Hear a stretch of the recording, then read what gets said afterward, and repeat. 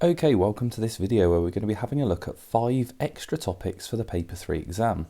So the 5 topics we're going to be having a look at are on the screen. We're going to be looking at a slightly different question involving writing column vectors. We're going to be looking at a similar triangle reasoning question, a reverse depreciation question, a great problem involving Pythagoras ratios and area of a trapezium, and then a final question on a relatively difficult version of simplifying an algebraic fraction that also involves a little bit of the difference of two squares. Now these questions are not absolutely the hardest forms of questions on these particular topics, but they are just some different styles of questions that we're going to have a look at just as a final bit of revision for this exam.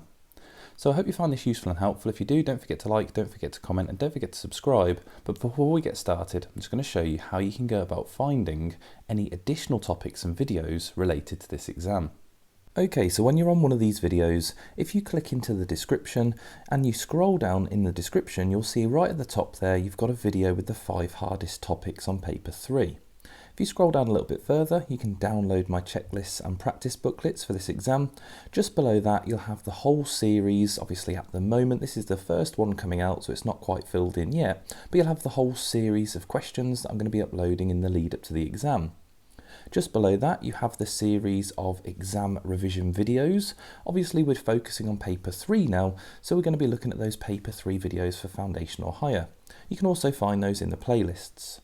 So that's how we go about using this video, and right at the bottom, you'll see that for some of them, I'll put some timestamps in, but down the bottom there, you have topics featured in this video. So I'll link all the appropriate videos for this topic or for whichever topic we're looking at right inside the video. So hopefully that's useful and helpful. We've got a lot to get through, so let's get started.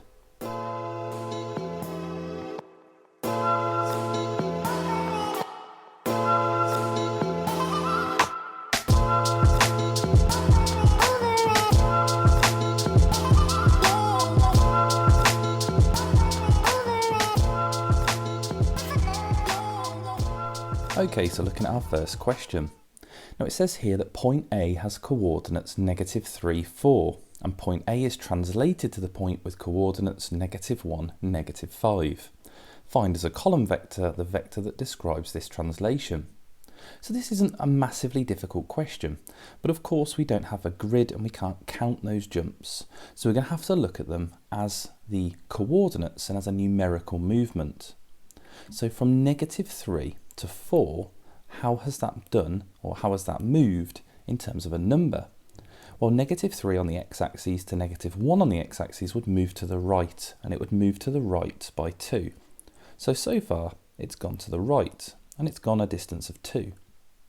For the y-coordinate, the y-coordinate has gone from 4 to -5. Now that means on the y-axis, it's gone from 4 down to 5, and that is a movement of 9 going down. So we could put -9. So this movement has done just that right there. It's gone right by 2 and down by 9. And when writing that as a column vector, we would just put 2 on the top and -9 on the bottom. And there we go, and that is moving by a column vector. Obviously not the most difficult question there, but definitely a different style of question that was worth looking at. Now obviously if you want to look at more questions on column vectors, I will link the full video in the description, but otherwise let's have a look at our next question. Okay, so here we have a question looking at similar triangles. It says here that PQR, which is P to Q to R, the larger triangle, and we have another triangle that it's told us, and all it said is that there are 2 triangles. So we have this one here as well, this smaller triangle. Now it says, are triangles PQR and PST similar? And justify your answer. So we're just trying to find and figure out here if the triangles are similar. Now what you could do is you could draw these triangles separately. You've got the smaller triangle, which it says is 12 here and 15 here. And you've got the larger triangle that's been drawn around the outside. And that is a total of, on the left, 12 and 6, which would be 18. And on the right, you've got 15 and 7.5, and that adds up to 22.5. So this is the triangles that we're working with. Now we do know that as the triangles are overlapping, that this angle at the top of both those triangles has to be the same, as it's obviously overlapping in the top of the diagram. So we know the top angle is the same. All we now need to prove is if the side lengths are in the same ratio, or what we call the corresponding side lengths. So the first corresponding side length is the 12 and the 18. So if we can figure out the scale factor between them, we just want to see if it matches on the other two side lengths. So to do that, we'll just take the big length and divide it by the smaller length. So for this one, we'll just do 18 divided by 12, and that gives us a scale factor of 1.5. Now, if it matches on the other two lengths, we know that these corresponding sides are in ratios with one another, or in the same ratio. So if we look at 15 and 22.5 and divide those, we get 22.5 divided by 15 for our scale factor, and that as well comes out as 1.5. So the corresponding sides are in the same ratio, and therefore these triangles have to be similar. In order for triangles to be similar, the corresponding sides have to be in the same ratio, which we've proved. So we'd write that as point number 1, where we are justifying our answer. And also they have the shared angle in between them. So therefore they have to be in the same ratio, and therefore these triangles will be similar. So there we go, a slightly different question there, where we weren't actually working out any lengths, but instead we were comparing the scale factors between the corresponding sides. So there we go, let's have a look at our next question. Okay, so in this question we're looking at the reverse depreciation. So it says James pays £8,000 for a new car. The value of the car depreciates at a rate of X% per annum. At the end of the 6 years, the value of the car is £3,975.85. Calculate the value of X and give your answer correct to one decimal place. Now, had it have told us the value of X, so for example, it might have said something like 13%. And when we do that with depreciation, we'd take that away from 100% and we would work out what percent is left over. So that would be 87%. We'd write that as a decimal, which would be 0.87, and we would do £8,000 multiplied by 0.87. Now, as it is 6 years, we would either do that 6 times or we'd put it with a power of 6. So we're going to take that same approach, but we're going to do it with the value of X. So we would do £8,000, we'd multiply it by X, which is going to be a 0 point number if it's depreciating. That's going to be to the power of 6 because it's 6 years, and we know it's going to give us the answer, 3,975.85. So that is the calculation we would do. Obviously, if we know the number, you'd hopefully recognise that process. Obviously, we don't know the number, so we're going to have to work out what X is. So for this here, we want to leave X on its own because we want this to say X equals, as that's what we're working out, the value of X. So to do that, our first step will be to divide both sides by this 8,000 that we have here, that we started with. So if we divide both sides by 8,000, we'll have our value of X to the power of 6. So X to the power of 6 will be equal to, I'm not even going to work this out, I'm just going to write £3,975.85 divided by 8,000. Now you could work that out if you want, and if we type that into a calculator and see what we get, I imagine we're going to get some decimals there. It's not going to be the nicest of numbers. I might be wrong, let's just have a look. Yeah, so it comes out as 0.49698125. So you could work that out if you want, but ultimately I want to know the value of just X here. So actually what I want to do is I want to take the 6th root of both sides. That's a bit of a weird concept. We very rarely look at using the 6th root, but that means I need to do a root with a 6, so I need to know where that button is on the calculator, and then I'm just going to put my answer in. So I'll write the decimal in now, but you could just put the fraction underneath here. So it's 0.49698125. I prefer just keeping the fraction in there because I have to keep looking back at the calculator. I need to make sure I write it all down correctly, and I've already got all the correct numbers on the page. So I prefer just to leave the fraction in while I'm doing my working out, but just in case you've typed it in, that's what it comes out as. So we need to know where the 6th root is. And if you're using a Casio calculator, you normally just have to press Shift, and there's like a little X with a blank square in it, and that allows you to do any numbered root. So I need to put the 6 in that root button, and then underneath the square root, like we have there, or underneath the 6th root, I'm just going to press the answer button. I already had that 0.49 number on my calculator, so I'm just going to do the 6th root of my answer, press equals, and I get a final answer here. So it comes out as 0.88999 and lots of 9s. Okay, so it wants my answer to one decimal place. So at the moment, what's that there? Well, that right there indicates, and if we look at that, that's basically 89%. So that right there is 89.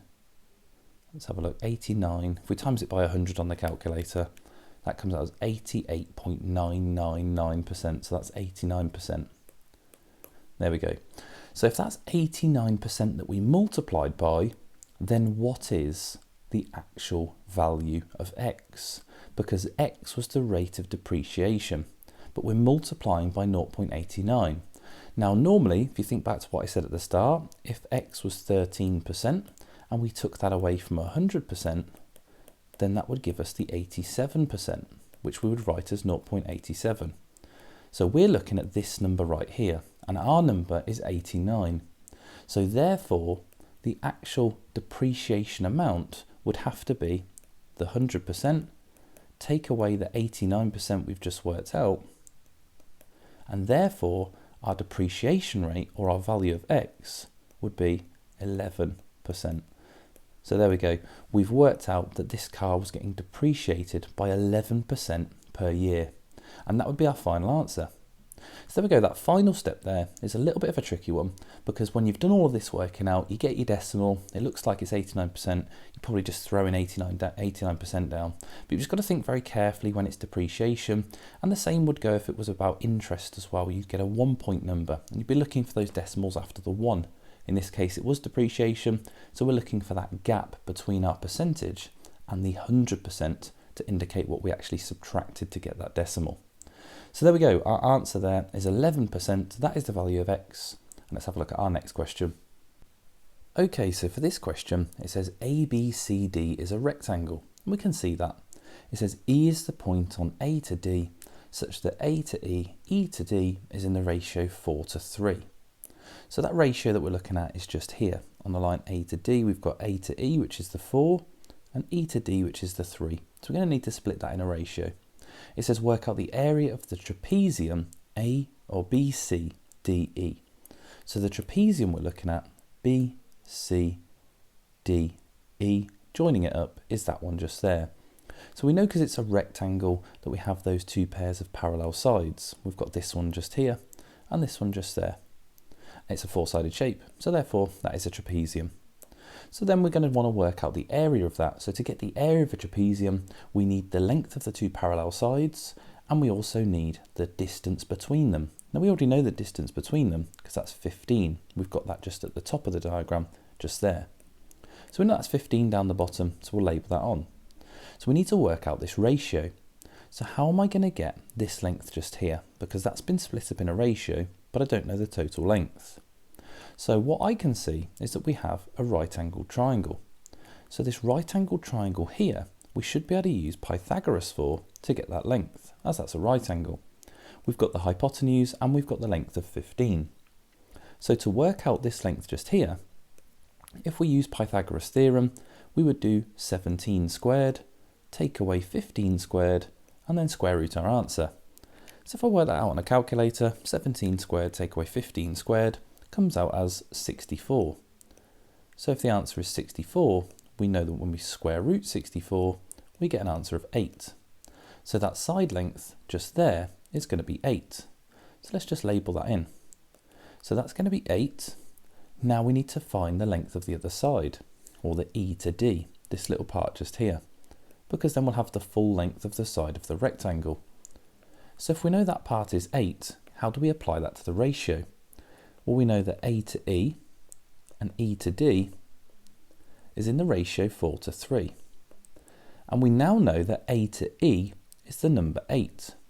So therefore, we must have multiplied both these numbers in the ratio by 2, because that's how you get from 4 to 8.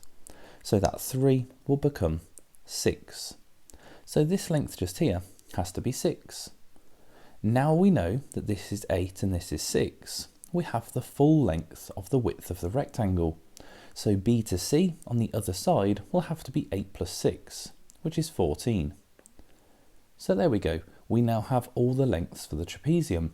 We used a little bit of Pythagoras there to get that missing length, applied it to the ratio, and now we have all the lengths we need for the trapezium. So we have the parallel sides, which is 6 plus 14. So for a trapezium, we start by adding those together. So 6 plus 14. We then halve that, or you can times it by a half, up to you. And then we multiply it by the distance between them, the perpendicular distance between them. So that perpendicular distance between them is the 15. So that would be times 15. And all we have to do is type that into a calculator. So for this one, we've got 16 plus 14, or 6 plus 14, which we know is 20. We're going to divide that by 2, which we know is 10. And then we're going to times that by 15, which gives us an answer of 150. This is in centimetres, so that would be centimetres squared. So there we go, a great question there, mixing up some topics and getting you to find the area of a trapezium that was drawn within a rectangle after having to use Pythagoras to get a length and then scale that back up to the width of the rectangle using those ratios. So there we go, a good question there. Hope you enjoyed that one. Let's have a look at our final question. Okay, so on to our final question of this video.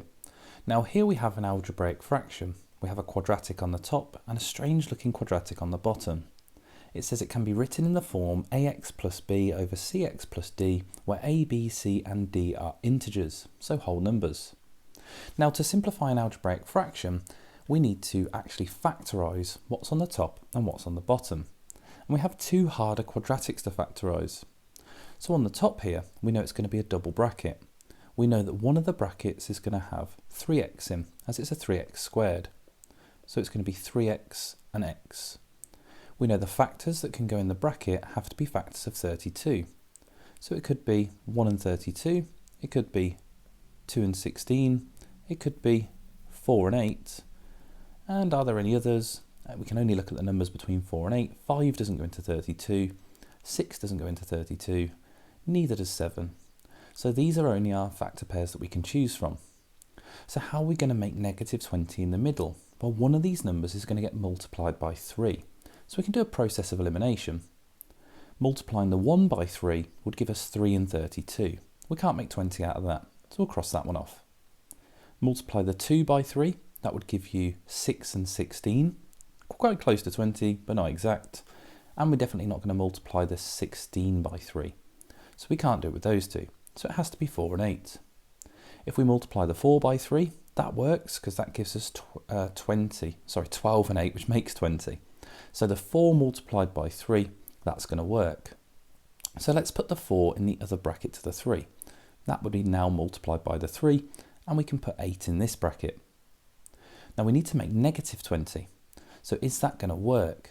Because now that's going to give us 12 and 8, which does make 20, but they would both have to be negative. And if you look at this quadratic, the number at the end is negative 32. So actually, that's not going to work. So you need to be very careful with these quadratics. So actually, we must have to put the 8 into this bracket. 3 times 8 is 24, and 4 on its own, we could take away from the 24 to make 20. So that's going to work. So 3x times 8, we want that as a minus. That'd be minus 24, and then we'd want to add 4. So there we go. That was quite a tricky quadratic to factorise. Now, if you're struggling to factorise things like this, don't forget you could always use the quadratic formula, but you would have to remember if you did use the quadratic formula, it would give you obviously the solutions, and then having to put that back into the brackets would be pretty awkward. Okay, it's fine to do, but you would get negative 4 over 3 and positive 8, and you'd have to then redo those back into the brackets. So it is important to be able to factorise. So there we go. Anyway, we've factorised the top. I'll link the video in the description for the full video on that topic. On the bottom, we've got quite a tricky difference of two squares to simplify, or to factorise. So if we actually write this out, we've got 2x squared minus 128. Now the only thing that you can factorise out of that at the moment is a number. We could factorise 2 out. So if we take 2 out of the brackets, we get 2 lots of x squared minus 64. And now we have our difference of two squares in the bracket. So actually we're going to factorise that and have the 2 on the outside. So we keep the 2 on the outside and we're just going to write 2 more brackets. So the x squared minus 64, as we've already said, is a difference of 2 squares. So we are going to have plus and a minus and the square root of 64, which is 8. So we have 8 and minus 8. So that was one of our trickier ones to factorise, but that's how we go about doing it. So if we put that onto the bottom, we've got 2 lots of x plus 8 and x minus 8. And now you will see there is a common factor on the top and the bottom. We have a common factor of x minus 8. So we can divide the top and bottom by x minus 8, which cancels those out. When we do that, we are left with 3x plus 4 on the top, which we can get rid of the brackets. And on the bottom, we have 2 lots of x plus 8. Now we can't just get rid of the brackets there because we do have that 2 on the outside. So if we're going to write it in the form that we've been asked to in the question, where we have cx plus d with no brackets, then I would want to expand that bracket on the bottom. So we end up with 3x plus 4 on the top, and on the bottom, multiplying both of these by 2 would give us 2x plus 16. And there we go, there is our final answer. We've written it in the form that we were asked to. We have 3x plus 4 and 2x plus 16. And there we go, that is how we would simplify one of these slightly harder algebraic fractions. Okay, so that is the end of these 5 questions. Now, as I showed you at the start, there's plenty of extra videos that you can be looking at for your revision. So make sure you've checked out all the links in the description. There's all the videos there related to these exams and all of the links for all the additional lessons that you could possibly need. So hopefully you found this useful and helpful. And obviously, as this is potentially the last video that you're going to watch now, in regards to your Maths GCSE, if you are a Year 11 student, then please do make sure that on your results day, you come back, you let me know how you've done, leave me a comment, let me know if anything's been useful and helpful, and best of luck in your exam. Now this is a little bit of a strange one because normally I finish my videos by just saying, I'll see you on the next one. But obviously, if you're a Year 11 student and you're about to sit your exam, this might be the last of the videos that you watch. So that's always a little bit, that's definitely strange. So I guess I'll just have to finish just by saying thank you to all of you. Thank you for those of you that have liked the videos. Thank you to everyone that's left me an amazing comment. Thank you to anyone that shared a video with one of your friends and shared the channel. And thank you just to anyone that's supported the channel over the year or the past 2 to 3 years, however long you've been with the channel. So it feels a little bit strange to end this video with sort of any other note than that. So there we go, there's the end of the video, and I'll see you for the next one.